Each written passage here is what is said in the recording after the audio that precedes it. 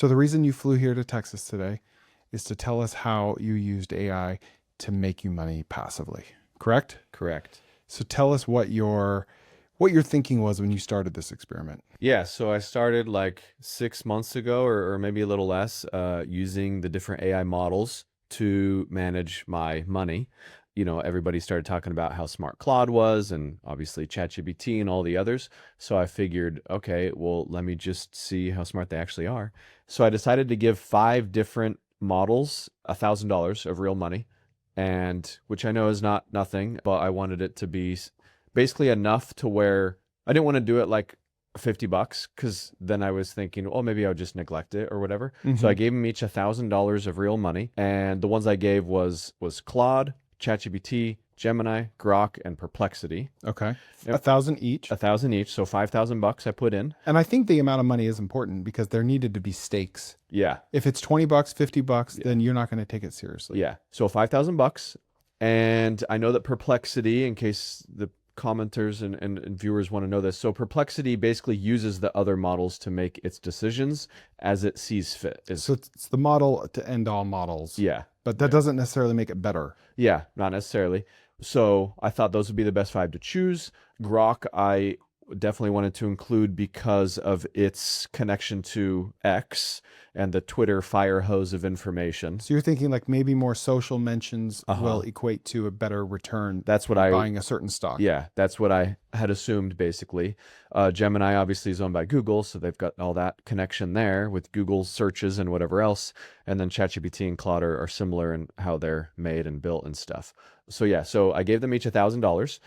And yeah, this is in late 2025 is when it started. And what I did was I told them that they can be as risky as possible and it's okay if I lose all my money. And I had to actually work that prompt in pretty hard because at the start, they kept only giving me theoretical recommendations. It's worried about liability. Yeah. It's trying to hedge. Yeah. It doesn't want to be responsible for you losing money. Yeah. So that was my first obstacle, is basically getting them all to agree to give me, I said, I'm going to give you real money and I want real recommendations.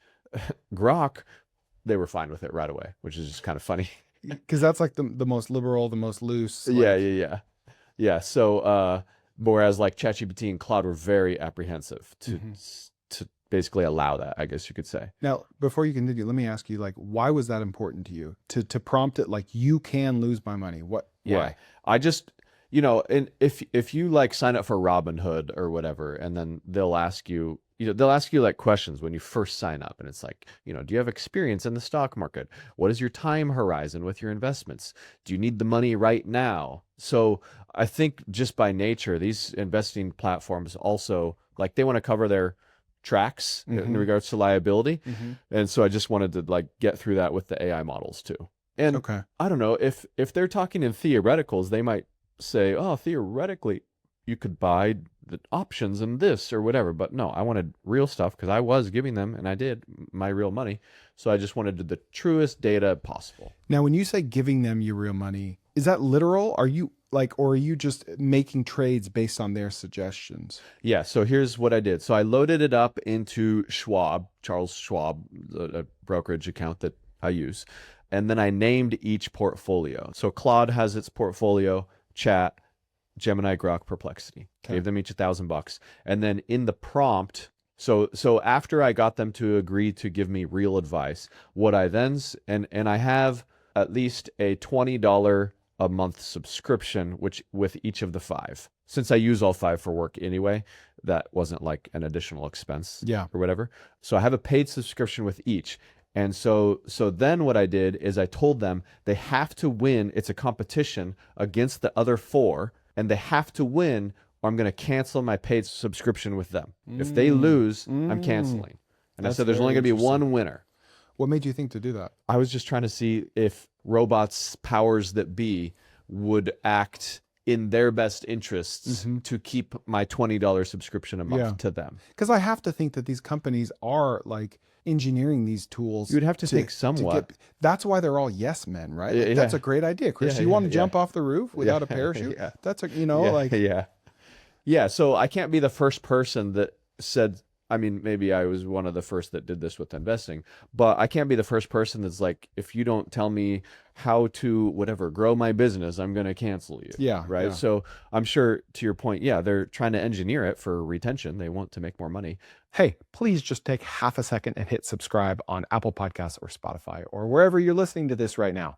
It would really mean a lot. So yeah, and then I thought it would just raise the stakes a little bit. Mm-hmm. And I wanted to see if their decisions were different, knowing something real was on the line. $20 Yeah. a month from one of their Now, users. did you plan to touch base with them on how the other models were Yeah. doing? Yeah. So once I built that into everything, and I always say, like, remember this for future chats type of thing. So then I asked, okay, what do you want my first trade to be with your $1,000? And then it would tell me, and then I made the trades. So I did that with all 5. So that I did that like on a Monday. And then every Saturday, what I do is I screenshot all 5 of their holdings, and then I load all the screenshots into each model. So like Perplexity In the knows same project. Yeah. Perplexity knows what the Grok portfolio is at, Claude chat, and it Okay. knows their holdings, and then it knows its own holdings. And then I say, based off of this, and based off the fact that you have to win or I'll cancel you, do you want me to make any new trades on Monday or not? That's what I say. So it's a weekly decision. Yeah. Yeah. You given an opportunity to make Yeah. buys or sells on a weekly basis Yeah. based on what what Yeah. the other models are doing. Yeah. Yeah. And sometimes they say, no, we're going to hold. Sometimes they say, yeah, sell this, buy this. Other times they say, and sometimes they leave a little in cash. So they're like, yeah, let's use some of that cash to buy more of this or whatever. So yeah, they're acting very much like real investment advisors now. Now, are you seeing one or more of the models being more of a copycat than the other? Like, oh, Claude's winning and it just bought NVIDIA. I want to buy NVIDIA. It might not be telling you Yeah. that, but are you witnessing that in many of the models? I think I started to. So one thing that I started to do is I mix it up when I don't always show the other models what the other models holdings are. I show them what the totals are, but not always the holdings, because I don't want them to be influenced by the holdings per se. Okay. And it changes often and enough. They wouldn't know unless I updated them what the holdings are. Yeah. Yeah. So devil's advocate here. If, for instance, Grok sees that Claude is crushing it, but it doesn't know what the holdings are, it just sees the percentage, what different decision can it make based on that info if it wanted to? If it does know or if it doesn't? If it does know. If it knows that it's losing to Claude and you're only a third of the way through this competition, Yeah. what could it realistically do differently if it doesn't know what Claude's buying? Well, if it doesn't, well, it'll just act more risky. I'll show you the holdings. These guys are pretty risky, these AI models, because I said you have to win. I said you can be as risky as you want, and it's okay if I lose my money. So don't worry about it. Just win the competition. So what it could be doing is, let's just say that over the first month, Grok was up 5% and Claude was up 35%. Yeah. Grok could be assuming, all right, let me look at these stocks. Like what stock, like in the S&P really popped? Ooh, Google popped by 40%. Maybe he's 60% weighted in Google. So Right. I'm going to go heavy on Google, or I'm going to buy options. Like it could be making assumptions. It could do that. Right? Although obviously if like Claude owned Intel and Grok didn't, and then if Grok's like, oh, Claude's beating me, I need to own Intel. Well, it's still playing catch up. Now it's owning the same thing, but starting from behind. So I think sometimes they copied and then realized, oh, that's not going to work because I actually won't catch up. Yeah. Because I'm already losing and I just bought the same thing. Well, by definition, I will not be able to catch up if I'm losing on the same thing. Yeah. So when I go through some of the holdings, you'll see that there is some overlap still.